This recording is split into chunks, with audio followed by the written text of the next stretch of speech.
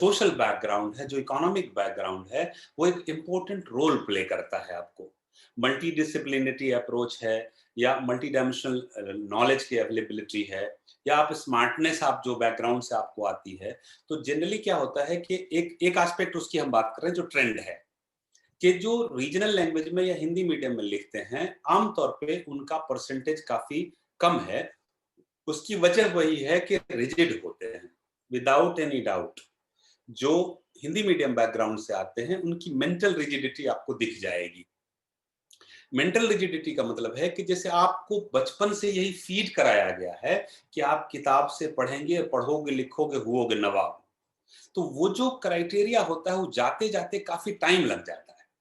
और यही वजह है कि हिंदी मीडियम का आमतौर पे क्वालिफाई भी करेगा, देखेंगे आप, तो तीसरा, चौथा, पांचवा, छठा अटेम्प्ट में जाकर के, क्योंकि उसको यूपीएससी की रिक्वायरमेंट समझते समझते खुद से काफी लेट हो जाती है। वो सुनते कम है in general, with all due respect to, because मैं हिंदी मीडियम में भी जीएस में ज्योग्राफी लेता हूँ। तो इंग्लिश मीडियम के कंपैरिजन में हिंदी मीडियम वाला सुनेगा कम, क्योंकि वो किसी ने से सुन रखा है कि यूपीएससी ऐसा होता है, वैसा होता है। जब आप उसको पिक्चर दिखा भी रहे हैं, तो प्री कंसीव्ड नोशन से आया है कि भाई यूपीएससी इतना आसान कैसे हो सकता है, नहीं इसमें तो बहुत पढ़ना पड़ेगा। जबकि सच्चाई ये है कि पढ़ने से ज्यादा स्मार्टनेस की जरूरत है आपको यहाँ पे। तो उस कंटेक्स्ट में क्या होता है कि आप एक मेंटल एस्पेक्ट में बहुत ट्रेडिशनल होते हैं, आप रिजिडिटी होती है। दूसरी चीज क्या है कि जो स्टडी मटेरियल होता है, जो पढ़ने का कंटेंट है, चाहे वो इंटरनेट का हो या का एक्सेसिबिलिटी हो या क्वालिटी बुक्स हो, वो हिंदी मटेरियल में कम है। तीसरी चीज है, मोस्ट ऑफ द सब्जेक्ट जिसे देखेंगे कि ज्योग्राफी ऑप्शनल का हिंदी मीडियम में relatively, Hindi medium qualified student में भी प्रोपोर्शन काफी कम है। 160, 170, 180, 190 वाला एक आध होगा इस तरह से। की वजह क्या है कि आप हिंदी मीडियम में कोई भी क्वालिटी बुक्स अगर देखेंगे, आपको स्टॉलर स्टॉलर पढ़ना है, तो आप हिंदी में अवेलेबल नहीं होगी, आप सविंदर सिंह ही है। नेचुरली है, कोई टॉपिक से या एग्जाम्पल लेके या डायग्राम को मल्टीपल जगह से लाके रखता है, और आप एक बुक से पढ़ते हैं। तो और टीचर्स भी अगर हिंदी, जो एक्सक्लूसिव हिंदी मीडियम के टीचर्स होते हैं, मेरी समझ से उतने क्रिएटिविटी नहीं ला पाते हैं, क्योंकि वो भी मल्टी मतलब लैंग्वेजेस में या इंग्लिश के खास के जो क्वालिटी बुक्स है, वो नहीं पढ़ पाते हैं। तो उस वजह से लैंग्वेज में, जो रीजनल लैंग्वेज में जो लिखते हैं, उनकी क्वालिटी उतनी अच्छी नहीं होती। अब ये बात आती है कि क्या आप क्वालिटी कंटेंट इंग्लिश मीडियम में पढ़ करके हिंदी में लिख सकते हैं? अगर बच्चा ऐसा है, तो वो परफॉर्मेंस ज्यादा बेहतर करेगा। कि कई सारी चीजें ऐसी होंगी, जैसे इकोनॉमी है, ज्योग्राफी है, इन्वायरमेंट की बात करें, आप आईआर की बात करें, या करंट अफेयर्स की बात करें, तो जो क्वालिटी ऑफ मटेरियल होगा, that would be far far better in English. एक तो वो एस्पेक्ट है। दूसरा एस्पेक्ट है कि जब मीडियम की अगर आप बात करते हैं, तो medium as such is never a criteria as far as writing answer is concern. अगर आप किसी चीज को इंग्लिश में लिख सकते हैं, तो हिंदी में भी लिख सकते हैं, और किसी चीज को हिंदी में लिख सकते हैं, तो इंग्लिश में भी लिख सकते हैं। ये सबसे बड़ा मिथ है, कई बार देखते हैं कि हम इंग्लिश लैंग्वेज की वजह से नहीं लिख रहे हैं। मैं हर एक स्टूडेंट को एक टास्क देता हूं कि तुम 2 दिन ट्राई करो। तुमको लगता है कि कोई चीज बहुत अच्छी पढ़ चुके हो, तुम हिंदी में हमको लिख के दिखा दो, नहीं लिख पाओगे। अब वो चूंकि इंग्लिश में लिख रहे हैं, तो वो दिमाग में आ गया है कि हम चूंकि इंग्लिश मेरी बहुत अच्छी नहीं है, इसलिए हम इंग्लिश में आंसर नहीं लिख पाते हैं। नहीं, आपको आंसर लिखने की प्रैक्टिस नहीं है, आपको आंसर का फॉर्मेटिंग पता नहीं है, आप उसमें दिमाग, जो जो मसल मेमोरी होती है, मेंटल मेमोरी के साथ साथ आपने उसको तैयार नहीं किया है, इसलिए आप आंसर नहीं लिख पाते हैं। ना कि मीडियम कभी भी बाधा नहीं होगा, I can bet on that. हाँ, आप साफ नहीं जानते अंग्रेजी तो अलग सी बात है, लेकिन आप काम चलाओ भी अंग्रेजी जानते हैं। आप एनसीईआरटी थोड़े ढंग से पढ़ लेते हैं, एक पेज में आपको अगर 1000 वर्ड है, तो उसमें 4 5 10 15 20 मिलता है जिसकी मीनिंग नहीं आती है, आप आराम से आंसर इंग्लिश में लिख सकते हैं। तो medium is never a barrier. Second question है, हम अगर ऑप्शनल सब्जेक्ट पॉलिटिकल लेते हैं, तो स्कोरिंग कैसी रहेगी, साथ में कौन से सब्जेक्ट ऐड करें, कुछ बुक सजेस्ट करें। अब इसमें पॉलिटिकल साइंस की अगर हम बात करें, तो ट्रेंड अच्छा है, इस बच्चे को ये भी पता नहीं है कि एक ही ऑप्शनल होता है, एक ही ऑप्शनल है, हाँ, साथ में कुछ ऐड करने की आपको जरूरत नहीं है। ये थोड़ा सा शमीम, थोड़ा सा पॉलिटिकल बता के, फिर शादान अगर है पॉलिटिकल साइंस से दिया, ये अगर कुछ बुक्स हाँ, बता सके, बता सकते अच्छी बुक। हाँ, तो ये मतलब कि एक बार शादान, पॉलिटिकल साइंस ऐसा सब्जेक्ट ऑप्शनल कैसा रहेगा, बुक्स बता दो, फिर शमीम उसका एनालिसिस कर देगा मार्क्स।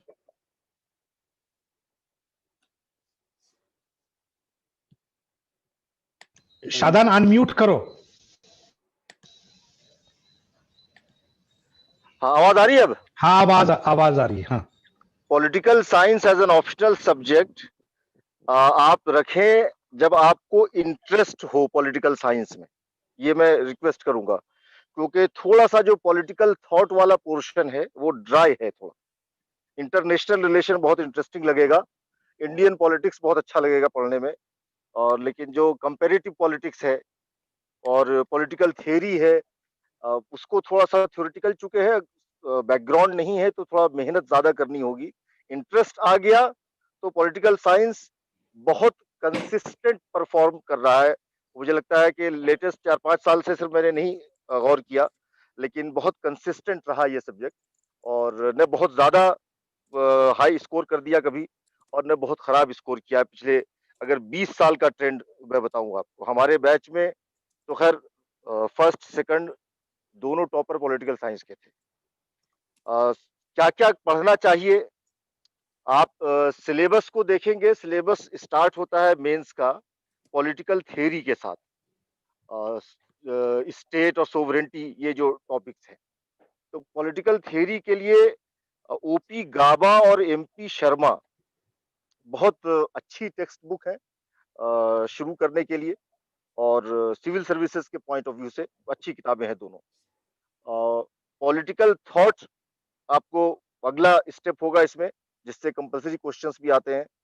तो सीएल वेपर बहुत कंसाइज और बहुत अच्छी किताब है, छोटी सी बहुत प्यारी किताब है सीएल वेपर। और डिटेल में जाना है तो जॉर्ज एच सबाइन की किताब है वेस्टर्न पॉलिटिकल फिलॉसफी पे, अच्छी किताब है। हिंदी मीडियम में विष्णु भगवान ने ठीक ठाक लिखा है, समझा देता है आपको कि क्या पॉलिटिकल थिंकर्स कहना चाह रहे हैं। और उसके आगे आप आइएगा, इम्पोर्टेंट एस्पेक्ट है इंटरनेशनल रिलेशन। तो इंटरनेशनल रिलेशन में मैं आपको सजेस्ट करूंगा कि सिर्फ थियरीज के लिए तो आप किताब पढ़ लें। हमारे टाइम पे परकिंस की किताब थी इंटरनेशनल रिलेशंस की, और एक जवाहर बुक डिपो ने छापी हुई थी, नाम अभी जहन से उतर रहा है, मैं चैट बॉक्स में लिख दूंगा अभी। वो मतलब जीएस वाले लोग भी पढ़ते थे, इतनी इंटरेस्टिंग किताब थी वो। तो वो किताब प्रकाश डी प्रकाश, इस तरह से मैं भी लिख दूंगा। तो इंटरनेशनल रिलेशन का आपका पोर्शन कवर हो जाएगा, लेकिन इंटरनेशनल रिलेशन में बिल्कुल नंबर नहीं आएगा आपको अगर आप उसको करंट इंटरनेशनल रिलेशन से लिंक नहीं करेंगे। इंडिया पाकिस्तान का रिलेशन लिखना है तो आप डिप्लोमेसी के बारे में लिखेंगे, नेशनल इंटरेस्ट क्या होता है और कैसे गाइड करता है इंटरनेशनल रिलेशन को लिखेंगे, लेकिन करंट सिनेरियो क्या है, कौन सी विजिट्स हुई, क्या एग्रीमेंट साइन हुआ, उसका एनालिटिकल एस्पेक्ट क्या है, उसकी जियोपॉलिटिक्स क्या है, इकोनॉमिक कॉपरेशन क्या है, जैसा शमीम ने ज्योग्राफी में बताया, और बहुत ऑथोरिटेटिवली अच्छी बात बताई कि बाकी सब्जेक्ट में भी इंटरलिंकेजेस बहुत इंपॉर्टेंट हैं। यानी जिसको शमीम बता रहे थे मैं उसके लिए और एक टर्म यूज करता हूं कि एक्स्ट्रापोलेट कर पाते हैं कि नहीं आप। आपको अगर कहा गया इंडिया पाकिस्तान का रिलेशन, तो उसको एक्स्ट्रापोलेट करके खुद से आप निकालें कि ये रिलेशन पॉलिटिकल भी होगा, इकोनॉमिक भी होगा, कल्चरल भी होगा, और इंडिया पाकिस्तान के केस में कार्टोग्राफिक भी होगा, इंडिया चाइना के केस में भी कार्टोग्राफिक भी होगा कि मैप पर क्या झगड़ा है इनका। तो ये इंटरनेशनल रिलेशन का पार्ट हो गया। इंडियन गवर्नमेंट एंड पॉलिटिक्स भी बहुत डायनेमिक सब्जेक्ट आपका टॉपिक है, और इसमें भी करंट अफेयर्स आपको मेजर पार्ट अदा करेगा। थ्योरेटिकल पार्ट के लिए पॉल ब्रास ने लिखा है सबसे अच्छी किताब, इंडिया सिंस इंडिपेंडेंस। तो पॉल ब्रास की किताब को तो बाइबिल की तरह पढ़ जाइए, खूब अच्छे से नॉवेल की तरह लगेगी आपको। और उसके बाद इंडियन पॉलिटिक्स में आप रजनी कोठारी को पढ़िए, जिससे आपको इंडिया का जो पॉलिटिकल सोशियोलॉजी है वो समझ में आएगा बहुत अच्छे से। पॉलिटिकल सोशियोलॉजी भी एक बल्कि टॉपिक अलग से है। रजनी कोठारी आपको कास्ट सिस्टम वगैरह को समझने में मदद करेंगे। पॉलिटिकल सोशियोलॉजी के लिए आप अली अशरफ की किताब पढ़ें। अली अशरफ किताब का टाइटल ही पॉलिटिकल सोशियोलॉजी है। और एक पॉलिटिकल मॉडर्नाइजेशन एक थीम आता है, जिसपे एक किताब है, दो या 3 चैप्टर का, modernity of tradition, Rudolph and Rudolf.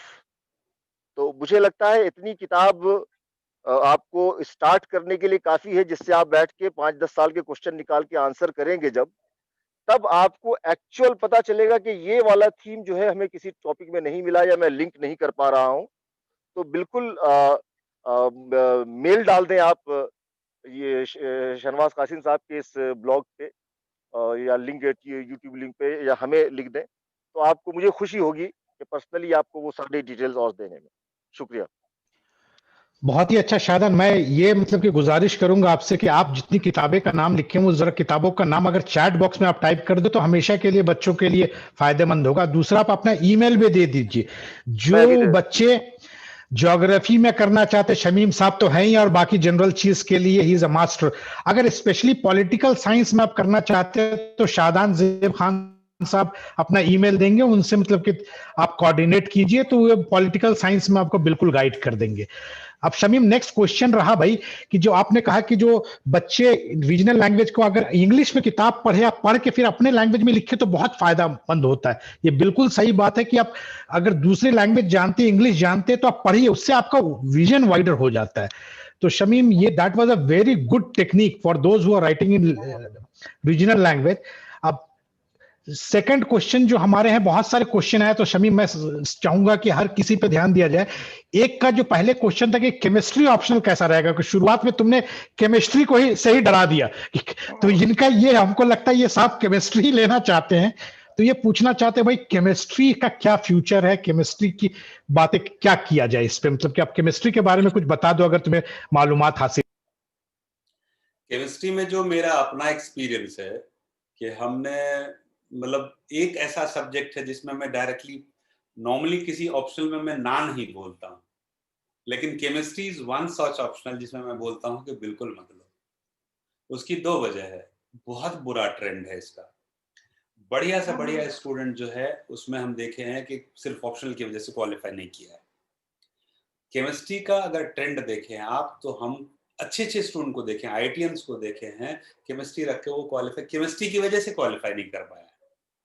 और टाइम इतना ज्यादा लगता है केमिस्ट्री में, या for that matter unless until you are very exceptional in a particular subject. Science वाले स्ट्रीम को तो आप पकड़िए ही मत।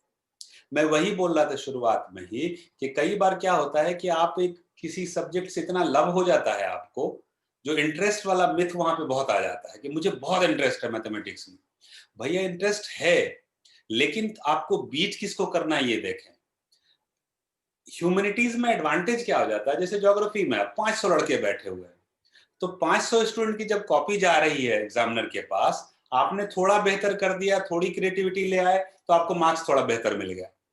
मैथमेटिक्स में आपको किससे कंपटीशन है, देखिए तुर्रम खां सबसे है, बिल्कुल 5 IIT 6 7 8 लोग हैं, 8 के 8 IITian है, टॉप ब्रास है, सब कुछ है। तो उसमें मार्क्स का जो एस्पेक्ट होता है, एग्जामिनर बिल्कुल नीचे पे ले आता है अगर आप थोड़ा सा कम होइए। और जब कम स्टूडेंट होते हैं तो कंपटीशन टफ होता है, और amount of time which is supposedly required to complete science subjects, उतना अगर आप कम कर दें इधर तो इधर ले आए तो आपको जीएस में भी फायदा हो जाएगा। क्रिएटिविटी के स्कोप बहुत कम है, और पिछले अगर 5-7 साल 10 साल में खास करके देखें तो आपको टॉपर के 15-20 में देखें तो आपको साइंस वाले हार्डली 1 आध 2 मिलेंगे। तो वो ट्रेंड दिखता है कि science subjects which used to be very scoring is no more scoring nowadays.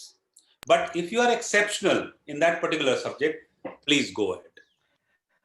Shamim, मैं काफी मतलब कि इत्तेफाक रखता हूँ तुम्हारी बातों से। इनफैक्ट जो सबसे डरावना सब्जेक्ट मेरे लिए था तो कम से कम केमिस्ट्री थी। केमिस्ट्री हम लोग भी, तो मैं भी मैथ्स में तो एक्चुअली मुझे आज तक, अब ये बात अलग है जो केमिस्ट्री जानते, पर मैं जस्ट एक लाइटर वेन में कहता हूँ कि यार IUPAC सिस्टम, यूपैक्स सिस्टम समझने के लिए ही मुझे 3-4 लोगों के पास जाके बैठना पड़ा, जब मैं 12th की बात बता रहा हूँ। तो है, मतलब कि वो बात तो है, पर जिनको एक्सेप्शनल है वो कर सकते हैं। अब रही बात जो सबसे very simple question which everybody asks to me and they will ask to you also and to everybody, even Shadan can intervene after Shamim has spoken. What is the subject which is the shortest in syllabus and the highest in marks? 3 points है. Shortest in syllabus, easiest compete कर सकते हैं, highest number of selections होता है, average over the years, और मतलब कि interesting भी है. ऐसा बताइए गुण जो हमको इंटरेस्ट, कुछ नहीं, हम एक प्रोफेशनल है, हम ऐसा रास्ता में जाना चाहते हैं, ऐसा प्रोफेशनल जो हम जल्दी पहुंच जाए, ज्यादा प्रॉब्लम से ना पहुंचे, सुहाना सफर भी हो. तो ऐसा कोई सब्जेक्ट है? Is there any subject like that which fulfils this criteria as a layman if I am asking? Shamim, देखिए, सबसे जो इजी है सब्जेक्ट, शॉर्टेस्ट है और स्कोरिंग है, वो यूपीएससी ने उस सब्जेक्ट को बाहर निकाल दिया है, पाली. सही, अब आ जाते बहुत हैं अच्छी खबर है. कुछ सब्जेक्ट जैसे अभी अगर पिछले 2-3 साल 4 साल से देखें, आफ्टर द कंप्लीट डिबैकल और डाउनफॉल ऑफ पब्लिक एडमिनिस्ट्रेशन, तो एंथ्रोपोलॉजी थोड़ा उभर के आया है. अब एंथ्रोपोलॉजी में क्या है कि सिलेबस शॉर्ट है, टेक्निकल सब्जेक्ट है, टू द पॉइंट लिख दीजिए, आप रट्टा मार के चले जाइए, आपको आ जाएगा. लेकिन अगर आप इस साल लिख रहे हैं एंथ्रोपोलॉजी, ठीक है, अगले साल लिख रहे हैं तो कोई गारंटी नहीं है कि इस साल 360 लाए हैं और अगले साल आपको 170 आ जाए. तो वही होता है कि म्यूचुअल फंड है ये सब, एंथ्रोपोलॉजी, साइकोलॉजी, पब्लिक एडमिनिस्ट्रेशन, ये सब सब्जेक्ट म्यूचुअल फंड है जो सब्जेक्ट टू मार्केट रिस्क. तो दे फ्लक्चुएट अ लॉट. और मेरा कोई भी अपना बंदा होगा, I would seriously not invest in them about these subjects, अगर अनलेस अनटिल आपका सॉलिड बैकग्राउंड है. फिर एक साइकोलॉजी में बहुत तोप हैं आप, तो एक आध स्टूडेंट तो क्वालिफाई करता है, तो इट शुड बी यू, तब आप जाइए. उसके बाद आता है जो सब्जेक्ट जो जिसको आप एवरग्रीन सब्जेक्ट कह सकते हैं, जो आपको कभी आमतौर पे बुरा नहीं बनाएगा. उसमें आता है हिस्ट्री है, सोशियोलॉजी है, ज्योग्राफी है, और जैसे इकोनॉमिक्स वगैरह भी एक्सेप्शनल लोग अच्छा कर जाते हैं. लेकिन ये 3 सब्जेक्ट जो है जिसको सदाबहार कह सकते हैं आप, कि अब इसमें क्या होता है कि कई बार आपको जैसे स्टैटिस्टिकल लाई जिसको बोलते हैं वो दिखता है. अब स्टैटिस्टिकल लाई क्या है कि हिस्ट्री में आएगा कि सिर्फ 6% लोग क्वालिफाई किए. अब हिस्ट्री में maximum number of students history से लिखते हैं. हर साल देखेंगे तो कम से कम 50%, 40 to 50% हिस्ट्री से होगा. और सेकंड थर्ड नंबर पे जो नंबर ऑफ एस्पायरेंट्स की हम बात कर रहे हैं, लिखने वाले कैंडिडेट की बात कर रहे हैं, वो आपको ज्योग्राफी, सोशियोलॉजी में आ जाएगा. तो जब हम बात करते हैं इजीएस्ट वे की, और इंटरेस्टिंग भी हो, इजीएस्ट भी हो, स्कोरिंग भी हो, ये वैसा ही सवाल है कि मुझे एक बीवी ढूंढ के लाइए जो बहुत खूबसूरत भी हो, लंबी भी हो, पढ़ी लिखी भी हो, सीरत भी उसकी बहुत अच्छी हो, सास ससुर की बहुत सेवा भी करे, मुझे बदन में दबाए भी, सर में कभी दर्द हो तो तेल भी लगा दे. अब बताइए, ऐसी बीवी एग्जिस्ट करती है? हम लोग तो एक्सपीरियंस वाले हैं. और कोई तो डिमांड भी नहीं करे. कहाँ कोई डिमांड भी नहीं करे. कोई डिमांड भी नहीं करे. तो ये एक्सेप्शनल चीजें हैं. तो सब्जेक्ट की जब आप बात करते हैं तो there is no shortcut as such. अब आप अपने आप को 4-5 अवेलेबल ऑप्शनल में 6 जो भी आपको कंसिडरेशन में है उसमें लेकर के जीरो डाउन कीजिए 1 2 3 पे. फिर उसमें हेल्प लीजिए कि आपके लिए बेस्ट सूटेबल क्या है. जैसे कोई भी बच्चा अगर इस तरह की बात करता है कि हमको इन 2 सब्जेक्ट में दिक्कत है, तो हम डायरेक्टली कभी उसको नहीं कह सकते कि ये वाला ले लो. मुझे नहीं लगता है, अनलेस अनटिल ये केमिस्ट्री और सोशियोलॉजी की बात हो. अच्छा, हाँ शमीम, तो इसमें वो केमिस्ट्री वाले साहब ही पूछ रहे थे क्या ज्योग्राफी ले सकते हैं? एक केमिस्ट्री का स्टूडेंट ज्योग्राफी ले सकता है क्या? बिल्कुल लेना चाहिए. जो साइंस बैकग्राउंड का है, आप देखिए जितने भी आईआईटीएन होंगे, जब भी स्विच करते हैं ह्यूमैनिटीज पे 90-95% ज्योग्राफी लेते हैं. उसकी वजह है कि इसमें साइंस टच है, और साइंस वाले को ज्योग्राफी पढ़ने में बहुत मजा आता है, क्योंकि अब सिंपल सा कोरिलेशन है कि टेम्परेचर का रिलेशन प्रेशर से, प्रेशर का रिलेशन रेनफॉल से, विंड से, एटमॉस्फेरिक सर्कुलेशन से है. इवन अगर टेक्निकल एस्पेक्ट में चले जाइए तो मिनरल्स है. जैसे अब कहाँ पे मिनरल्स मिलता है, अब जैसे मेटेलिक मिनरल्स की हम बात करते हैं, 2 मिनट यहाँ पे हम बताना चाहेंगे कि एक लेमैन अभी के अभी समझ जाएगा, लैंडफॉर्म देखते हुए आपको पता चल जाना चाहिए कि मिनरल्स यहाँ पे मिलेगा। अब जैसे एक पहाड़ हम बनाते हैं, सपोज की पहाड़ क्या होता है, पीक लाइक फीचर है लंबा सा। अब इसमें अगर हम देखें तो ऊपर से पीक से लेके बेस तक, सी लेवल तक आ जाएं, तो डिफरेंट वैरायटी ऑफ मिनरल्स होंगे।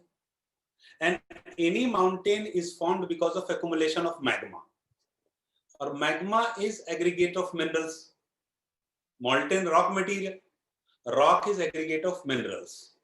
तो मैग्मा के अंदर basically minerals, variety of minerals होते हैं। अब मैग्मा कहीं पे एक्यूमुलेट हुआ यहाँ पे, तो जब वो कूल होके सॉलिडिफाई होगा, तो सबसे डेंसिटी, हाई डेंसिटी वाला मिनरल जो होगा नीचे बैठेगा और लाइट वाला सबसे ऊपर होगा। तो जब आप मिनरल चाहते हैं, मेटेलिक मिनरल चाहते हैं, तो you have to reach on the bottom. तो वर्ल्ड के ओल्डेस्ट प्लेटू में मेटेलिक मिनरल्स होगा और मिनरल बेस्ड इंडस्ट्रीज वहीं पे पाई जाएगी। तो जैसे अगर आता है कि इंडस्ट्रियल लोकेशन की बात करें, तो there is a technical aspect into it which a student of science can always appreciate. मुझे खुद ज्योग्राफी अच्छी इसलिए लगी थी कि चूंकि उसमें टेक्निकल एस्पेक्ट है, जिसमें साइंटिफिक टच है, जिसमें पता है कि a प्लस बी का whole square equal to a square plus B square plus 2ab। इसमें ऐसा नहीं होता कि औरंगजेब को कोई one of the best king बता रहा है और कोई वर्स्ट किंग बता रहा है, कोई उसको बहुत ही ऑर्थोडॉक्स कंजर्वेटिव बता रहा है, कोई both of have their arguments and eight their point they can be true और करेक्ट। तो इस कंटेक्स्ट में अगर हम जब भी देखें, तो जब भी ऑप्शनल की बात करते हैं जो साइंस बैकग्राउंड का आता है, so they always switch over to subjects like geography, economy, but economic becomes far technical. अच्छा शमीम, एक ये भी है कि ज्योग्राफी आजकल हाई स्कोरिंग नहीं है, कुछ लोग ये भी बता रहे हैं, क्या सही है? कितना हद तक ये स्टैटिस्टिकली सही? आप जैसे अगर इसी साल की बात करें, तो मेरे जैसे इस साल ऑप्शनल में जनरली बहुत कम मार्क्स आए हैं हर एक सब्जेक्ट में। तो मेरा कम से कम 3 स्टूडेंट ऐसा है जिसको 280 से ऊपर है, इसमें से एक को 314 है, उसके बाद 254 से बाद है। अब हाई स्कोरिंग का मतलब क्या हुआ कि आपकी औकात अगर किसी और सब्जेक्ट में 300 लाने की है, आपको ज्योग्राफी में 250 आ रहा है, तो आप कह सकते हैं ज्योग्राफी आपके लिए हाई स्कोरिंग नहीं है। लेकिन आप अगर नंबर ऑफ सिलेक्शंस देखिए, तो टॉप 20 में ज्योग्राफी एक ऐसा सब्जेक्ट है कि किसी साल भी ऐसा नहीं होगा कि 5, 6, 7, 8 ना हो। तो हाई स्कोरिंग नहीं है तो वो टॉप में कैसे आता है? अगर 2017 का देख लीजिए 5th रैंकर है, 2018 का देख लीजिए 3rd रैंकर है, इस बार का एग्जैक्ट हमको पता नहीं है, 7th या 8th रैंकर ज्योग्राफी का है। तो ज्योग्राफी एक ऐसा सब्जेक्ट है जो आपको डुबाएगा नहीं। मैं इसलिए नहीं बोल रहा हूँ कि मुझे सारे स्टूडेंट तो मेरे स्टूडेंट नहीं हो जाएंगे, सिंपल सा है, मैं रियल पिक्चर बता रहा हूँ स्टूडेंट्स को जो भी सुन रहे हैं यहाँ पे, कि एक ऐसा सब्जेक्ट है जो आपको डुबाएगा नहीं। अगर आप साइंस बैकग्राउंड से आते हैं और ज्योग्राफी ऑप्ट करते हैं as compare to sociology, I can guarantee कि आपको ज्योग्राफी में सोशियोलॉजी से ज्यादा मार्क्स आए। ये बात तो मैं भी मानता हूं, क्योंकि सोशियोलॉजी में बहुत सारी बातें ऐसी होती है जो लिखने का और थिंकिंग को मिला के बड़ा डिफिकल्ट हो जाता है कहीं कहीं। Geography is almost a science, actually it's a science. Humanity से ज्यादा ये एक्चुअली मतलब कि एक साइंटिफिक सॉल्यूशन है। उसमें बहुत सारी चीजें आपको रटने की जरूरत नहीं है, समझने की चीज नहीं, जो चेंज एवरीडे चेंज नहीं होता है। सोशियोलॉजी में एवरीडे चेंज होता रहता है सोसाइटी। पार्ट है स्टैटिक सब्जेक्ट। हाँ, स्टैटिक सब्जेक्ट है। और शादान के लिए क्वेश्चन है कि पब्लिक एडमिनिस्ट्रेशन, तो तुमने कुछ बताया शमीम की उसके बारे में मैं आऊंगा। ये पब्लिक एडमिनिस्ट्रेशन लिया जाए कि नहीं लिया जाए? एक साहब ने पूछा है कि पब्लिक एडमिनिस्ट्रेशन कैसा रहे। वो मैं ही बता देता हूँ। अभी पब्लिक एडमिनिस्ट्रेशन का ट्रेंड बहुत बुरा है। इनफैक्ट शमीम, मैं भी बता देता हूँ एक फैक्ट, इसमें एक वाकया बता देता हूँ जो शमीम और तुम भी जानते हो। मेरा एक बहुत खास दोस्त था हमदर्द स्टडी सर्किल में, जब मैं तैयारी कर रहे थे हम लोग, और वो 3 अटेम्प्ट पब्लिक एडमिनिस्ट्रेशन से दे चुका था और प्रीलिम्स भी क्वालिफाई नहीं कर रहा था। मैंने उसको मोटिवेट किया कि भाई पॉलिटिकल साइंस रख ले, और पहला अटेम्प्ट दिया पॉलिटिकल साइंस से उसने और प्रीलिम्स क्वालिफाई किया। तो पब्लिक एडमिनिस्ट्रेशन बड़ा डाइसी है बेसिकली। अरे भाई, मैं खुद अपने बारे में बताऊं, 97 में पहले मैं पब्लिक एड ही लिया था, 4 क्लास करने के बाद मुझे लगा कि या तो घर चले जाऊं या इससे नहीं होना है।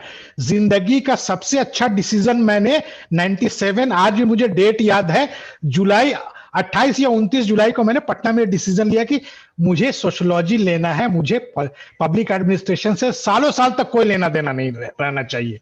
वो डिसीजन लिया तो मेरा सिलेक्शन है, तो हालांकि बहुत डिफिकल्ट, अब चूंकि जो पब्लिक एड में है उनको मैं डिमोटिवेट नहीं करना चाहूंगा। अब उसके लिए शायद जब प्रॉब्लम तुमने बताया तो सोल्यूशन भी बता।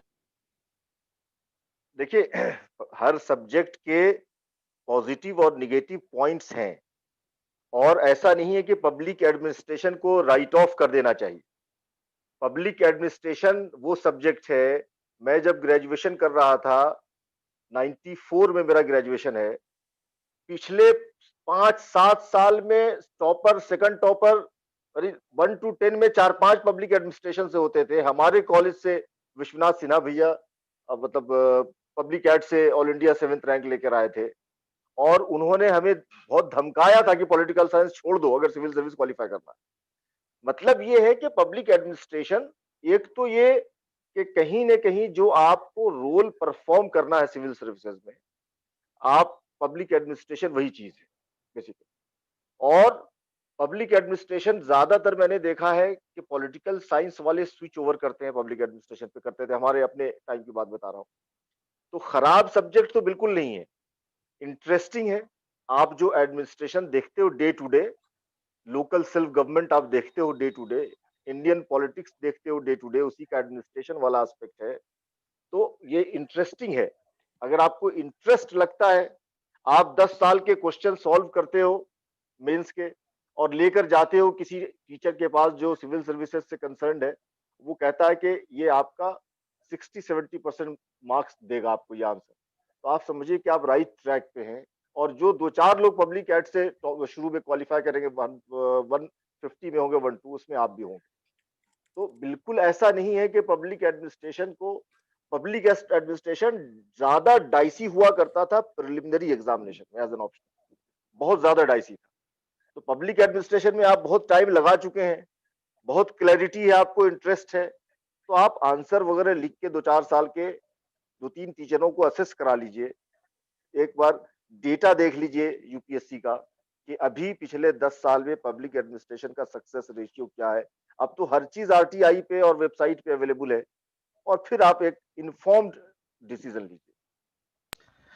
नहीं, बहुत ही अच्छा। इनफैक्ट इन्फॉर्म डिसीजन लेना बहुत जरूरी है। स्टैटिस्टिक्स इसमें काफी हेल्प करेगा, क्योंकि एक्सपर्ट से तो हम लोग सुन चुके हैं। ये खास करके सिर्फ पब्लिक एड के लिए नहीं, किसी भी सब्जेक्ट में आपका अगर ब्रेक थ्रू नहीं मिल रहा है, तो मेरे तरफ से यह सजेशन रहता है कि लाइफ में एक रिस्क अलग से लिया जाए। चेंज ऑफ सब्जेक्ट भी कभी कभी इंसान को बहुत हेल्प करता है, एक न्यू डायमेंशंस देता है थिंकिंग कैपेसिटी को, और न्यू विजन देता है।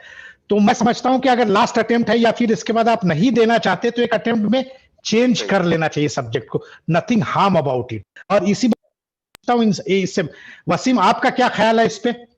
कुछ बात करना चाहेंगे आप ये चेंज ऑफ सब्जेक्ट पे, कोशिश करते करते भी नहीं हो रहा है, या पब्लिक एड पे? जी, मेरा एक सवाल भी है इसी में कि आप हमसे तो मत सवाल कीजिए, शादान साहब और इनसे सवाल कीजिए, शमीम साहब से। जी जी जी, हाँ, शमीम भाई से सवाल है। और कि जैसे एक सब्जेक्ट को चुनने का एक क्राइटेरिया तो ये है कि ट्रेंड किसका ज्यादा है, लेकिन मेरे हिसाब से जो मैंने ऑब्जर्व किया है कि हर स्टूडेंट का टेम्परामेंट, हर स्टूडेंट का मिजाज अलग होता है, हर स्टूडेंट के समझने और सब्जेक्ट की मैचिंग थोड़ा सा कई मर्तबा अलग होती है। और मैंने ऑब्जर्व किया है कि सब्जेक्ट ज्योग्राफी में ज्यादा अच्छा कर सकता है स्टूडेंट, लेकिन वो पॉलिटिकल साइंस लेके रखता है, या इकोनॉमी में कर सकता है, मतलब जिसमें वो अच्छा कर सकता है वो सब्जेक्ट नहीं चॉइस किए हुए है, वो दूसरे सब्जेक्ट में वो मेहनत कर रहा है। तो स्टूडेंट राइट चॉइस करे सब्जेक्ट का, इसके लिए क्या क्राइटेरिया है? मेरी बात शमीम अगर बताइए आप। मैंने वही शुरुआत में ही बात करी थी कि कुछ एस्पेक्ट्स हैं, जैसे इंटरेस्ट है, स्कोरिंग है। तो अब आपको इंटरेस्टिंग और स्कोरिंग, जैसे सब्जेक्ट किस में कंफ्यूजन है, ये इंपॉर्टेंट बात है। अब सपोज कीजिए कि पॉलिटिकल साइंस और सोशियोलॉजी में कंफ्यूजन है, आराम से पॉलिटिकल साइंस को पढ़िए, सोशियोलॉजी को पढ़िए, चूंकि दोनों का पढ़ा हुआ कभी आपका बेकार नहीं जाएगा। तो वैसे स्टूडेंट्स को जिसको थोड़ा कंफ्यूजन है, आइडिया नहीं है कि स्कोरिंग है कि नहीं है, आप उस या तो फिर अटेम्प्ट बर्बाद करके समझिए या फिर उससे पहले समझिए। दो लेवल है। जैसे शाहनवाज भाई ने कहा कि भाई अटेम्प्ट्स दे करके लास्ट अटेम्प्ट भी अगर लगता है आपको कि उससे क्वालिफाई नहीं किए हैं तो आप चेंज कर लीजिए। तो या तो अटेम्प्ट बर्बाद करके समझिए या पहले समझ लीजिए, दोनों अलग अलग बातें हैं। पहले समझने के लिए यह है कि जब आप 2 सब्जेक्ट में कंफ्यूजन है, 3 सब्जेक्ट में कंफ्यूजन है, तो आप 3 सब्जेक्ट में या 2 से ज्यादा में, तो सबसे पहले तो आप 2 पे आइए, वो बहुत आसान है। आप जीएस के लिए वो एरिया पढ़िए, जीएस में उसका कंट्रीब्यूशन नहीं है सपोज कि जो सब्जेक्ट का, तो थोड़ा सा 10 दिन 15 दिन एक्स्ट्रा टाइम दे लीजिए। आप पास्ट ईयर क्वेश्चंस देखिए, कोई एक एरिया, जैसे सपोज कीजिए अगर ज्योग्राफी में कंफ्यूजन है किसी को, आप ज्योमॉर्फोलॉजी पढ़ लीजिए। ज्योमॉर्फोलॉजी पढ़ने में 3 से 4 दिन लगेगा। ज्योमॉर्फोलॉजी के पास्ट ईयर के क्वेश्चंस उठाइए, आप उसमें अपना परफॉर्मेंस देखिए, लिखने की कोशिश कीजिए, आंसर की फॉर्मेटिंग सोचने की कोशिश कीजिए, और उसी कंटेक्स्ट में आप सोशियोलॉजी पे चले जाइए। सोशियोलॉजी का कोई एक सेक्शन जो जनरली टफ माना जाता है उसको उठाइए, ज्योग्राफी का भी जो टफ माना जाता है उसको उठाइए। तो अगर आपको सब्जेक्ट चूज करने के लिए 20-25 दिन या 1 महीने का भी एक्सक्लूसिव टाइम लगता है, तो मेरी समझ से इट इज वर्थ इन्वेस्टिंग, ताकि बात जी जी जी हाँ, नहीं सर पूरी कर लीजिए आपने बात जी, उसके बाद बोलिए। हाँ, तो उसमें क्या होता है कि कई बार क्या होता है कि उसको स्टूडेंट्स वेस्टेज ऑफ टाइम समझते हैं कि कौन इतना देने जाए। अब उसमें क्या है, कई सारे, और दूसरा क्या है, कई सारे बच्चों की एक्सेसिबिलिटी नहीं होती है किसी ऐसे लोगों के साथ जो उसको जेन्युइन गाइड कर सके। अब मेरे पास आएगा तो मैं उसको कन्विंस करूंगा ज्योग्राफी ले लो, पब्लिक एडमिनिस्ट्रेशन के लिए टीचर के पास आएगा तो उनको पता है कि पब्लिक एडमिनिस्ट्रेशन ले लो। तो उसके लिए थोड़ा इंडिपेंडेंट ये जरूरी है कि कोई ऐसा बंदा हो जो जानकार भी हो। तो आज अपने यहाँ अगर इंडिया में देखा जाए तो सबसे ज्यादा फ्रीली अवेलेबल जो है वो सजेशन है। आपको कुछ भी एक्सपीरियंस नहीं, फिर भी सजेशन देने बहुत सारे लोग चले आते हैं। खुद 5 अटेम्प्ट 6 अटेम्प्ट में कभी जिंदगी में मेंस क्वालिफाई नहीं किए हैं, लेकिन वो बहुत ऑथेंटिसिटी से, चूंकि बाबा वाला जो कॉन्सेप्ट अपने यहाँ बहुत ज्यादा है कि भैया जो बहुत एक्सपीरियंस है सिविल सर्विसेज का, उसको वो बता रहे हैं। अब वो हो सकता है उन्होंने 2000 में दिया हो, 1990 में दिया हो, उनको आज भी पता हो कि रॉ स्टडी सर्किल सबसे बेस्ट इंस्टीट्यूट है। तो वैसे लोगों से आप अवॉइड करें। Self assessment with certain inputs, but self-assessment and final decision must be rest upon you yourself as a student. बिल्कुल, मैं शमीम, आई am really impressed. Last decision आपको ही लेना है, किसी बाबा पे नहीं छोड़ देना है। हमने बहुत सारे लोगों को देखा है कि वो जाते हैं, बैठते हैं, बड़ा मुतासिर होकर निकलते हैं, फिर कोई बाबा पकड़ लेता नेक्स्ट हफ्ते तो उनसे मुतासिर होकर निकलते हैं। तो पूरे जिंदगी वो कंफ्यूज रहते हैं कि भाई कौन सा सब्जेक्ट लिया जाए। आज के जमाने में तो पूरा इंफॉर्मेशन नेट पे, हम लोग के जमाने में तो इंफॉर्मेशन भी नहीं थी, वो बाबा ही इंफॉर्मेशन हुआ करते थे। जो एक्सपीरियंस लोग हैं वो जो बोलते थे उसी को हम लोग आरटीआई समझते थे। आप खुद एनालिसिस कीजिए, सेल्फ एनालिसिस कर सकते हैं इस पे गौर फिक्र करके। Shadan, are you there? और आजकल ये है ना कि मल्टीप्लिसिटी ऑफ प्लेटफॉर्म भी अवेलेबल है। कई सारे ऐसे ऑनलाइन प्लेटफॉर्म्स है जो आपको आंसर राइटिंग का मौका देते हैं, जो कई सारे स्टूडेंट्स का आंसर राइटिंग, कई सारे सिलेक्टेड कैंडिडेट का। हम लोग के टाइम में क्या था, कुछ भी नहीं था, कोई इंटरनेट नहीं था, कुछ भी नहीं था, बुक से पढ़िए या बाबा से बात करिए। तो आज भी स्टूडेंट को वही चलन है, जबकि आपके पास so many platforms are available. और अगर जैसे क्या होता है, 2 अटेम्प्ट आपने ले लिया है, कई बार हम देखे, अभी मेरा 3-4 स्टूडेंट की मैं बात कर रहा हूँ कि आईआईटी पास आउट है, अच्छा खासा जानने वाला, जीएस में पढ़ा है हमसे, वो सोशियोलॉजी रखे हुआ है और 3 बार इंटरव्यू दे रहा है और स्टक है मार्क्स पे। अब ऐसे स्टूडेंट को क्या बोलिएगा?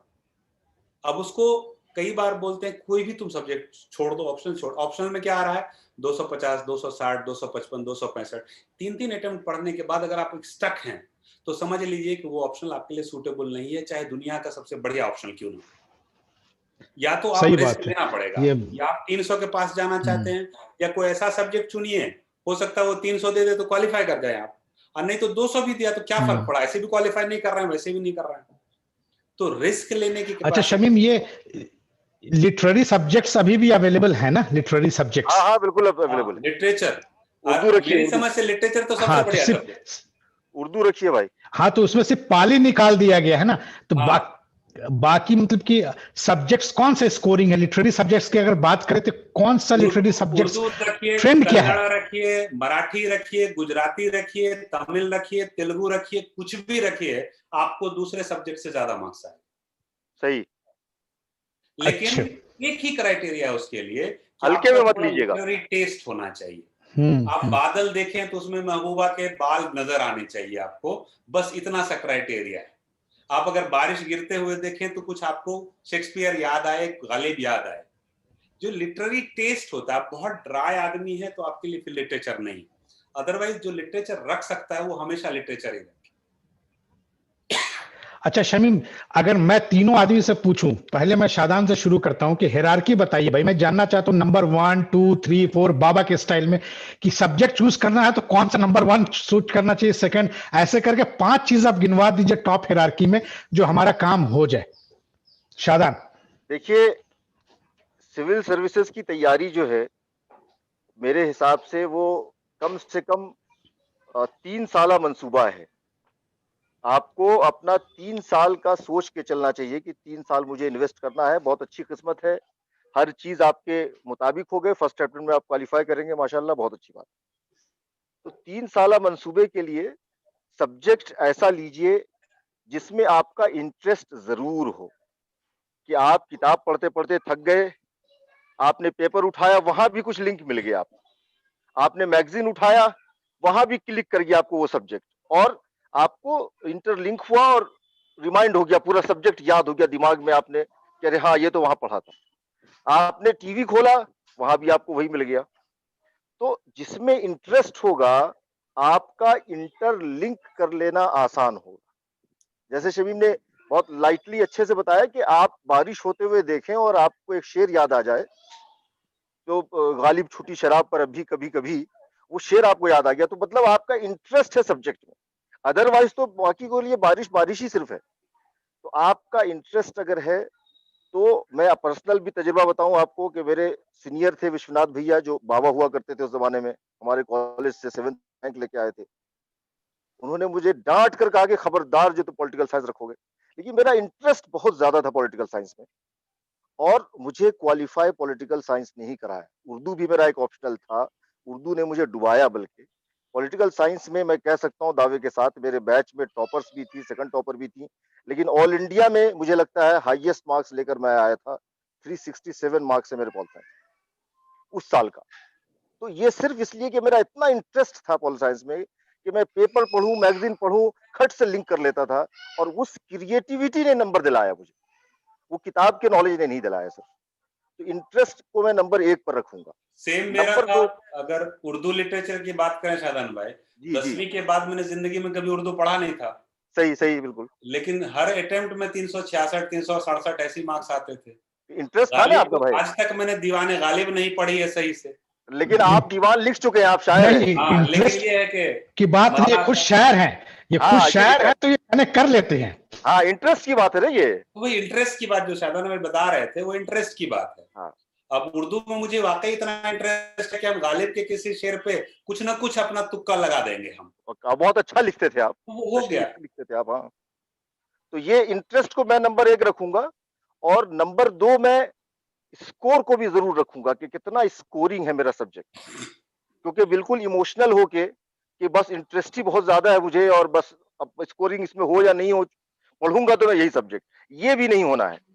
तो आपका इंटरेस्ट नंबर 1, नंबर 2 पे मैं स्कोरिंग रखूंगा, और नंबर 3 पे मैं देखूंगा कि ट्रेंड क्या है, करंट ट्रेंड। क्योंकि मुझे पता है कि मैं अभी जो मेरी उम्र है, मान लीजिए उस लिहाज से मैं 5 साल और दे सकता हूँ एग्जाम बस।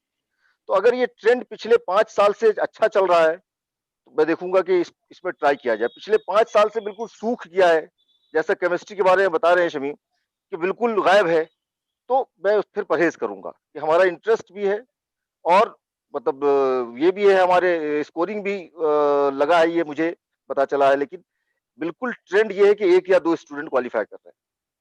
और आखिरी हमारा होगा लेंथ ऑफ सिलेबस क्या है, कि सिलेबस कितना बड़ा है भाई, हम कवर कर पाएंगे नहीं कर पाएंगे, और इसके साथ साथ अवेलेबिलिटी ऑफ मटेरियल क्या है।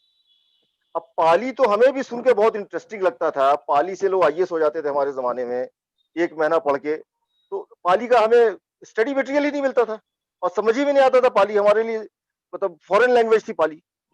तो आपको अवेलेबिलिटी ऑफ मटेरियल क्या है, कितना आपको एक्सेस है, 2-4 लोग आपके साथ आसपास है कि नहीं, कोई टीचर है कि नहीं जिसको आप दिखा सकें कि भाई मैं जो लिख रहा हूँ, जो पढ़ रहा हूँ, ठीक पढ़ रहा हूँ कि नहीं। तो ये क्राइटेरिया 5 मैं कहना चाहूंगा, ऑप्शनल आप सिलेक्ट करें तो ध्यान में रखें। थैंक ये बहुत ही खूबसूरत, इनफैक्ट इंटरेस्ट के बाद स्कोरिंग, फिर उसका मतलब कि चलन क्या है, पैटर्न कैसा रहा है, फिर उसके बाद कोई चेक करने वाला है कि नहीं, मटेरियल मिलता है कि नहीं, तो काफी इंपॉर्टेंट चीज है। इनफैक्ट सिलेक्शन का लिस्ट भी होना चाहिए। अब शमीम, तुमने उर्दू के बारे में कहा कि भाई उर्दू सेकंड दोनों का था। इनफैक्ट मैं समझता हूं तो उधर पर्शियन भी है, शायद वसीम का पर्शियन था। वसीम, एम आई राइट?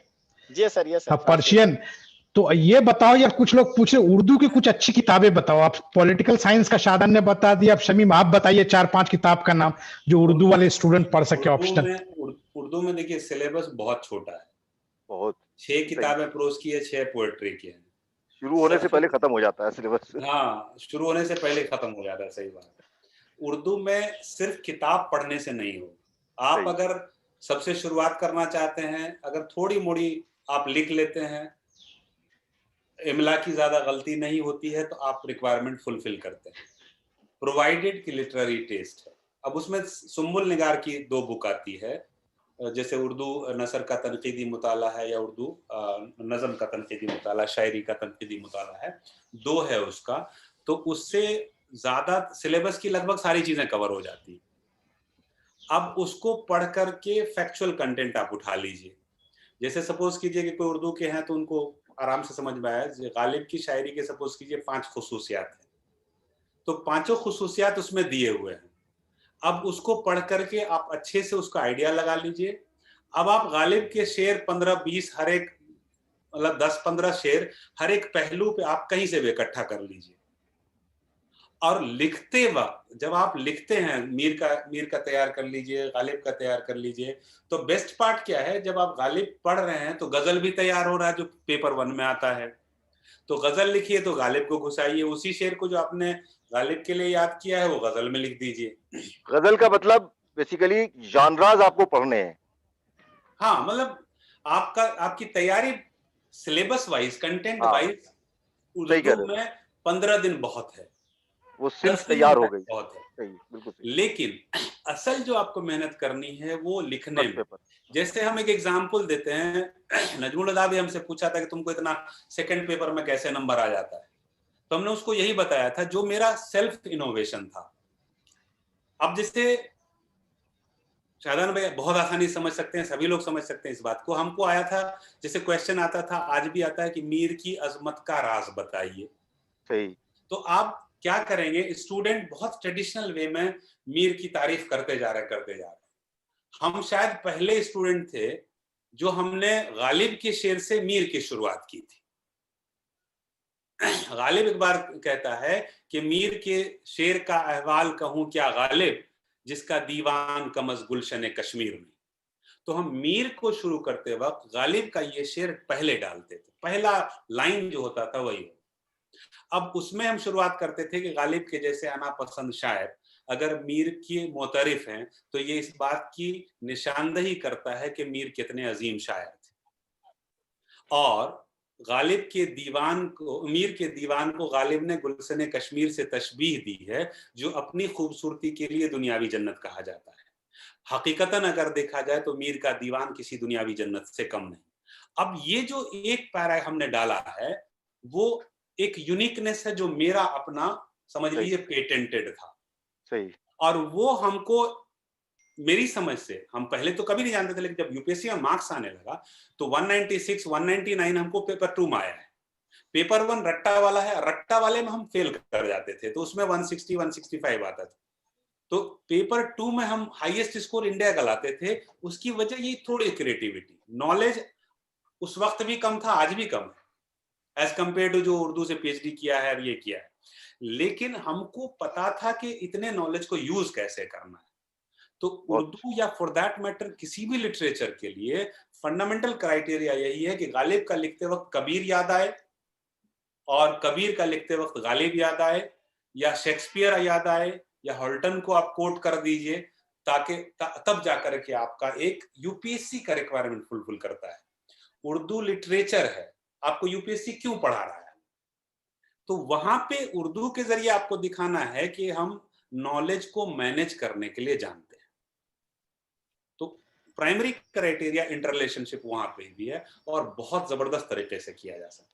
कोरिलेशन करना सबके बस की बात नहीं है, जब तक ये वाइडली रेड और क्रिएटिविटी रटने से नहीं काम चलेगा। ये बिल्कुल सही बात है, खास करके लिटरेचर में तो आपको हर चीज से कोरिलेट करना है। एक मेटाफोरिकल चीज को आपको रियल चीज से, मेटाफिजिक्स से रियल फील्ड में आना है और उसको कोरिलेट करना है और उसको फिर तजदीद भी करना है।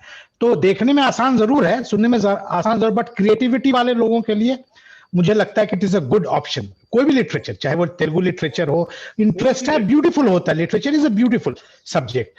तो मैं नेक्स्ट क्वेश्चन पे आना चाहूंगा तीनों के लिए। पहले मैं शादान से शुरू करूंगा कि भाई ये बताइए कि बार बार ये क्वेश्चन मेरे पास आता है, बहुत लोग पूछते हैं कि कोचिंग करे या फिर सेल्फ स्टडी कर ले। इतने नॉलेज अवेलेबल है, यूट्यूब पे वीडियोस अवेलेबल है, हर टॉपिक पे यूट्यूब पे सब चीज अवेलेबल है पढ़ने के लिए। हम कोचिंग इंस्टीट्यूट क्यों जाए? क्या हम खुद से पढ़ के कर सकते हैं? नंबर 1। नंबर 2, कितने दिन लगेंगे ये काम करने में?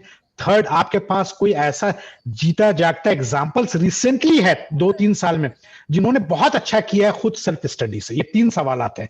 कर सकते हैं, टाइम कितना लगेगा, और कोई रिसेंट एग्जांपल्स आप दे सकते हैं जो बहुत अच्छा, बिना नाम लिए हो, कि अच्छे रैंक्स लाए हैं। क्या ट्रेंड है सेल्फ स्टडी का? शादान।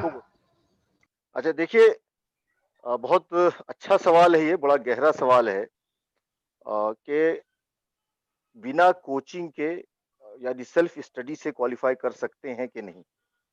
जवाब बिल्कुल इसमें सादा जवाब है, बिल्कुल कर सकते हैं, कोई शक ही नहीं है। रिसेंट भी ले लीजिए और पास्ट भी ले लीजिए, मैं ऐसे बीसियों अपने साथियों को जानता हूं जिसने कोचिंग का मुंह नहीं देखा। हम लोग खुद और ही मैं, एग्जाम्पल है, जिंदगी में कोई कोचिंग नहीं की। हाँ भाई, मैं रहोगे, जिसने किसी कोचिंग का मुंह नहीं देखा और बहुत अच्छे पोजीशंस में अच्छे रैंक्स लाए। जहां तक ये सवाल है कि कितना टाइम आपको चाहिए, शमीम ने ऑप्शनल के बारे में बताया, बहुत बैलेंस्ड बताया कि बहुत लंबा चौड़ा सिलेबस है, तो 6 महीना आपको तैयारी की चाहिए मेंस की तैयारी के लिए। तो आप अगर civil service as a whole ले रहे हैं तो मैंने आपको कहा कि 3 साल का मंसूबा बनाइए और जिस साल तैयारी शुरू कीजिए उसके अगले साल को आप टारगेट कीजिए अटेम्प्ट के लिए, क्योंकि हाफ हार्टेड अटेम्प्ट देकर आप एक तो कॉन्फिडेंस लूज करते हैं अपना और अपने पीयर का और अपने पेरेंट्स का, और आप हाफ हार्टेड अटेम्प्ट देकर अपना अटेम्प्ट लूज करते हैं। तो आप तैयारी अच्छे से कीजिए, और ऑन एन एवरेज अगर आपको 2021 में देना है तो 2020 में हम अभी बैठे हैं, और जो अभी वक्त और महीना है, अगर अभी से आप अच्छे से स्टडी करें तो 2021 को आप टारगेट कर सकते हैं। लेकिन बहुत सीरियसली होकर, बिल्कुल एक दिन भी बिना गंवाए, तब आप 21 को टारगेट कर सकते हैं।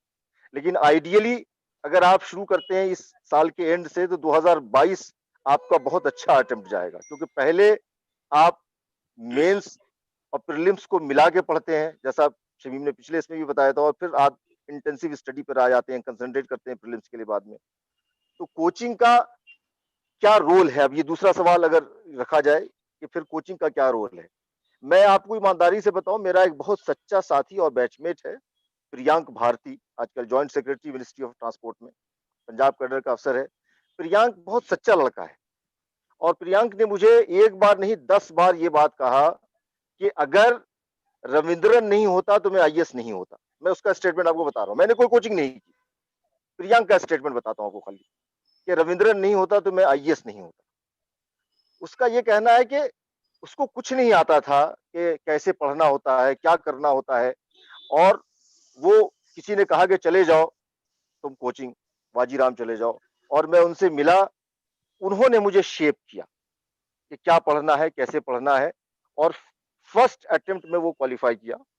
21 साल की उम्र में क्वालिफाई किया था, पहला अटेम्प्ट था उसका। तो उसका कहना है कि मैं तो उसी की वजह से हूँ, आज भी बोलता है। अभी वो पार्टी हुई थी हमारी, उसमें भी बोल रहा था कि नहीं नहीं, मैं तो रविंदर की वजह से हूँ। तो इसका मतलब कोचिंग का रोल है। कोचिंग का रोल क्या है, अब बैलेंस्ड व्यू में आपको बताऊं कि कोचिंग आपके एफर्ट को सप्लीमेंट करके आपका टाइम पीरियड रिड्यूस कर रहा है।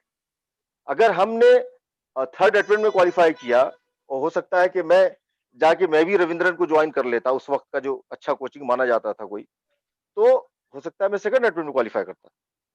जो मुझे जीएस का बहुत सारा एस्पेक्ट पता ही नहीं था अलीगढ़ में रह के, वो मैं जब हमदर्द गया तो मुझे पता चला अच्छे ये भी पढ़ना होता है, ऐसे पढ़ना होता है। तो आपका प्राइमरी जो सर्किल है जिसके साथ आप रह रहे हैं, तो आइसोलेशन में सिविल सर्विस की तैयारी नहीं कर सकते आप। तो आपका जो ग्रुप है 5-10 लड़कों का, वहां आपका क्या इंटरेक्शन है बाहर की दुनिया से, वो कितने पानी में है, आप कितने पानी में है, ये बड़ा इंपॉर्टेंट रोल प्ले करेगा।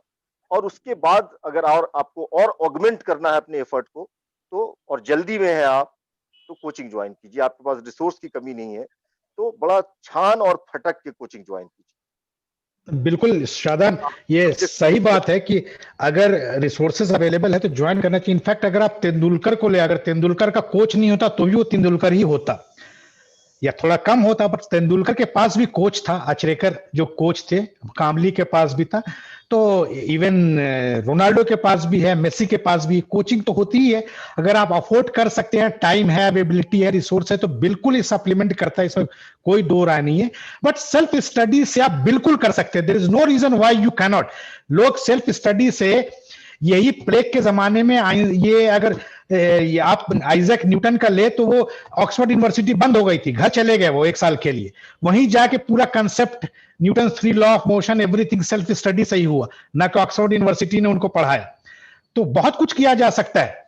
तो शमीम भाई, इसमें आपका क्या है?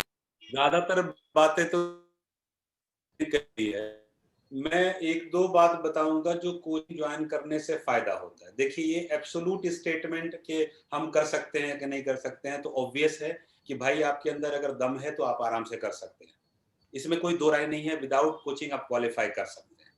अब ये है कि भाई कोई एग्जाम्पल भी होगा आपके पास कि भाई ठीक है, हमको ये बता दीजिए कि विदाउट कोचिंग कोई टॉप 10 में आ गया हो, कोई टॉप 20 में आ गया हो। मेरे सामने 20 साल की लाइफ में ऐसा एक्सपीरियंस नहीं है।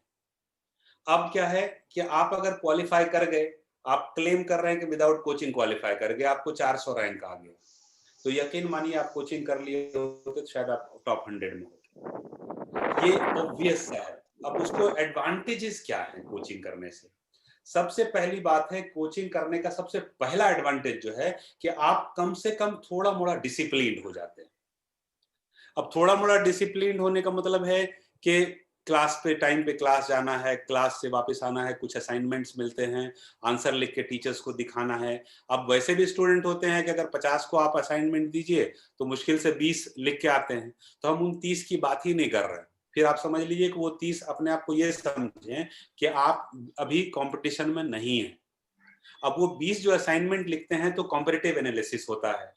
अब जब क्लास में बैठते हैं तो सवाल पूछे जाते हैं, स्टूडेंट जवाब देते हैं, तो आपको पता होता है कि आप कितने पानी में हैं।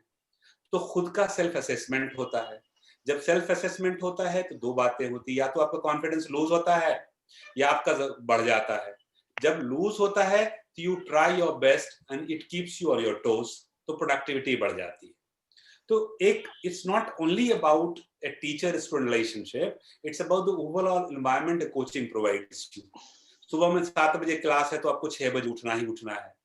तो जो नॉर्मली ट्रॉपिकल रीजन के लोग डिसिप्लिन नहीं होते हैं, हम लोग, आप पूरे वर्ल्ड में देख लीजिए, जैसे हम क्लाइमेट को कोरिलेट करते हैं इस चीज से भी, तो पूरे वर्ल्ड में देख लीजिए तो जो ट्रॉपिकल रीजन में कंट्रीज पड़ती है वहां के लोग डिसिप्लिन नहीं होते हैं कंपैरेटिवली। तो हम इनहेरेंटली बाय नेचर डिसिप्लिन नहीं है। कोचिंग आपको थोड़ा डिसिप्लिन देता है। कोचिंग आपको टाइम, आपका स्पैन काफी कम कर देता है। कोचिंग आपके इररिलेवेंट एस्पेक्ट को हटा देता है। कोचिंग आपकी एम्बिग्विटी को काफी कम कर देता है, क्या पढ़ें क्या नहीं पढ़ें, कौन सा मटेरियल पढ़ें कौन सा नहीं पढ़ें। कोचिंग आपको एक ऐसा एनवायरनमेंट देता है जहां पे ऑटोमेटिक आपको सेल्फ इंटरेक्शन होता है वैसे बच्चों से जो आपका रियल कॉम्पिटिटर है। नहीं, बहुत अच्छी बात, जो एम्बिग्यूटी रिमूव करने की बात है, ये वाकई मतलब कि रेलेवेंट है कि बहुत सारे बातें you have lot of thinking in your brain कि what to do, what not to do, what to write, what not to write, which answer is a good answer, which answer is a bad. So the coaching actually shapes you. The irrelevance, अगर अच्छी चीज नहीं बता भी रहा थोड़ी देर के लिए मान लीजिए, तो at least every coaching will reduce your deficiencies and that itself is a guarantee for your success. And if somebody is reducing your wrong answers कि ये वर्ड यूज नहीं करना, ये स्टाइल यूज नहीं करना, that is a great effort in fact. So whosoever can do it definitely do it. And इसी से मुंसलिक के क्वेश्चन है जो वसीम मैं तुमसे पूछना चाहूंगा कि एक साहब है वो पूछ रहे हैं कि भाई अगर हम रूरल एरिया में हैं और हमें मतलब कि कोचिंग भी नहीं अवेलेबल है और हमें गाइड भी अवेलेबल नहीं है जो यूपीएससी के बारे में जानकारी रखता है, शमीम के जैसा, शादान के जैसा, वसीम के जैसा, तो ऐसे सिचुएशन में हम किसको गाइड बनाएं? मतलब क्या आप मतलब कि किसको गाइड देना चाहेंगे? यूट्यूब को, या कि कोई बाबा कहीं दूर पे जाके पकड़ ले, या बाबा भी अवेलेबल नहीं है उस गांव में, उस इलाके में, तो गाइड क्या होनी चाहिए? तो वसीम पहले आपसे, ये बहुत इजी क्वेश्चन पर मेरे हिसाब से उस आदमी ने अपने दिल से पूछा जिसको अवेलेबल नहीं है रिसोर्सेज, उसके पर्सपेक्टिव से सोचिए। तो वसीम, किसको गाइड मानना चाहिए ऐसे? जी, आजकल तो सर इंटरनेट की वजह से तकरीबन सारी चीज़ें अवेलेबल हो जाती हैं यूट्यूब और इंटरनेट के ज़रिए से। लेकिन जिसको कुछ भी कोई बताने वाला ना हो, सिलेबस ही उसके लिए सबसे बड़ा गाइड है। वो सिलेबस को पकड़ के रस्सी की तरीके से, जैसे अंधा रस्सी को पकड़ के चलता है, ऐसे सिलेबस को पकड़ के एक-एक स्टेप उसको आगे बढ़ना चाहिए और उसी सिलेबस के हिसाब से आगे बढ़ना चाहिए और इंटरनेट और गाइडेंस में मेरे ख्याल से चीज़ें मौजूद हो जाती हैं। सारी चीज़ें अवेलेबल हैं। जी। ने बिल्कुल सही बात है, ये बहुत ही अच्छा सजेशन है, मैंने इस तरफ ध्यान ही नहीं दिया कि सिलेबस, यस, मुझे लगता है कि सिलेबस बार बार पढ़नी चाहिए, क्योंकि मैं जब हिस्ट्री लिया था शमीम, तो वो न्यूज़पेपर के जैसा सिलेबस है यार। वो पूरा अगर खोलो तो एक न्यूज़पेपर बन जाता है योजना का, या फिर पहले जो एम्प्लॉयमेंट न्यूज आती थी, तो 2-4 पेजेस है। अब बार बार आप सिलेबस पढ़े तो आपकी क्लैरिटी बहुत आती जाती है कि मतलब क्या करना चाहिए, क्या नहीं करना चाहिए। तो one of the best guide is your syllabus. Shamim साहब, आपका क्या ख्यालात है इस पे कि किसको गाइड लेना चाहिए ऐसे सिचुएशन में? जैसे वसीम साहब ने बताया ना, बहुत अच्छी चीज बताई कि सिलेबस देखिए आप, और बिल्कुल जैसे घोड़ा चलता है ना वो लगा करके, पेडल लगा करके, आप वैसे ही सिलेबस देखिए, सिलेबस को पढ़िए और साथ में पास्ट ईयर क्वेश्चंस को हम जोड़ें। सिलेबस के साथ पास्ट ईयर क्वेश्चंस, कई सारे सिलेबस में मेंशन टॉपिक पिछले 10 साल में एक क्वेश्चन नहीं पूछा है, तो उसमें क्या होता है कि सबसे पहली चीज जो है कि यूपीएससी जो आपको सिलेबस दिया है बहुत वास्ट है, it is very difficult actually to prepare the entire syllabus. तो find out the most important area where there is a frequent questions asked each and every year, और लेस इंपॉर्टेंट एरिया जहां से क्वेश्चंस कभी कभार पूछे जाते हैं, एंड लीस्ट इंपॉर्टेंट और नॉट एट ऑल इंपॉर्टेंट। जैसे ज्योग्राफी में कई सारे ऐसे टॉपिक है जो पिछले 20 साल में उठा दीजिए, एक भी क्वेश्चन नहीं पूछा है। अब आप उस पर अपना टाइम भी बर्बाद कर रहे हैं, स्टडी मटेरियल भी बर्बाद कर रहे हैं, उस पर मत जाइए।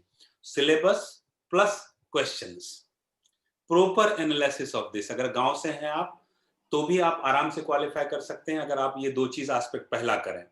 अब आप बच गया, आप शॉर्ट लिस्ट कर लिया कि भाई ये कंटेंट बहुत इंपॉर्टेंट। जैसे सपोज कीजिए कि पॉलिटिकल साइंस की हम बात करें, पॉलिटिकल साइंस में या इंडियन कॉन्स्टिट्यूशन की बात करें, तो 2 एरिया ऐसा है जो हर साल क्वेश्चन पूछता है, फंडामेंटल राइट्स, डीपीएसपी। अब फंडामेंटल राइट डीपीएसपी पे आप एक बेसिक कोई बुक पढ़ जाइए पहले। प्रॉब्लम तब होती है जब आप शुरू कर देते हैं, पहले ही नेट पे चले जाते हैं, गूगल से सर्च किए, विकिपीडिया पे चले गए।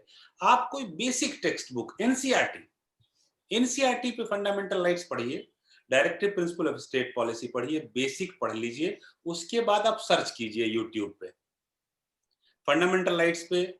बहुत सारे लोग ऐसे होंगे जो 15 होंगे, आप तो 2-3 दिन मेहनत कीजिएगा तो आपको पता चल जाएगा किसका लेक्चर मुझे अच्छा लग रहा है, आपको किसका लेक्चर, आपकी रिक्वायरमेंट कौन फुलफिल कर रहा है।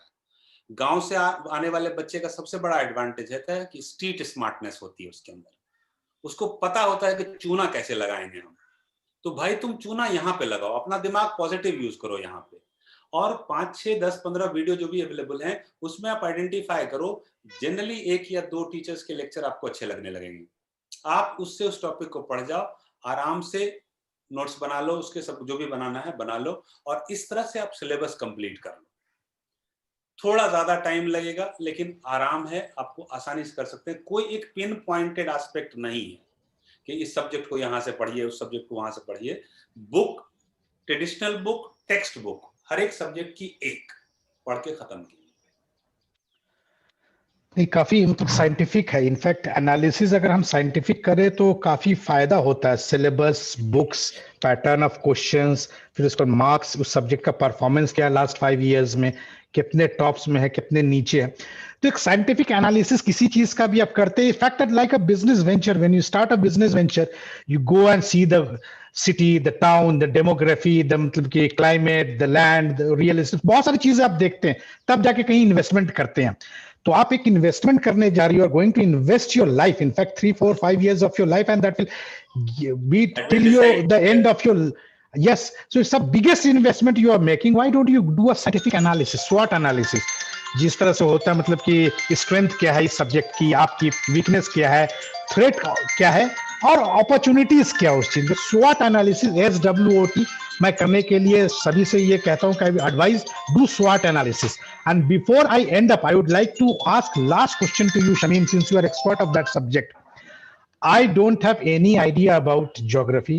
I just want to go and have a look at geography. What is the minimum time required for me when I have not heard about geography after 10th? What should be the minimum time I should give? And what are the basic books I should start reading so that I can have some chance in geography as an optional? Baki cheez to aapne geography ka you have already explained in detail. We are thankful that. But as a layman, what is the time period minimum required for me to start afresh from zero, from NCERT? And time, and what are the books I should start with, Shamim? ये time जो है ना वो थोड़ा subjective है, because I would never suggest any student to devote 4, 5, 6 months exclusively for optional without touching GS. GS should always be a daily part of your routine, right? So let's assume that somebody is studying 10 hours a day, 8 hours a day. So I would suggest कि 4 hours to 5 hours आप optional में दीजिए if you are not very close to preliminary. तो 4 hours, 5 hours आप daily देते हैं optional में, तो you require around 6 months to complete the syllabus geography. Always start with NCERT. Add 2 basic books जो Made Simple series की आती है, Volume 1 और Volume 2. 90% सिलेबस इसी से कवर हो जाता है। बाकी आप कोई भी स्पेसिफिक एरिया पे जाते हैं तो उसके लिए मार्केट में बहुत सारे बुक अवेलेबल है, जो जैसे जियोमॉर्फोलॉजी की सविंदर सिंह है या पी दयाल है, क्लाइमेटोलॉजी की DS लाल है, ओशनोग्राफी में आपको ज्यादा पढ़ने की जरूरत नहीं पड़ती है, बट शर्मा एंड बटल से कुछ टॉपिक्स आप ले लीजिए, उठा के पढ़ लीजिए। इन्वायरमेंटल ज्योग्राफी में आप कोई भी GS का जो पढ़ रहे हैं वहां से पढ़िए, इंटररिलेशनशिप कीजिए जियोमॉर्फोलॉजी, क्लाइमेटोलॉजी से। और जो मॉडल्स एंड थ्योरीज है उसमें माजिद हुसैन की एक बुक आती है ज्योग्राफिकल थॉट, वो पढ़ लीजिए, या सुदीप्ता अधिकारी की एक बुक आती है थॉट, वो पढ़ लीजिए। आपका 5-6 बुक से सिलेबस कंप्लीट हो जाता है।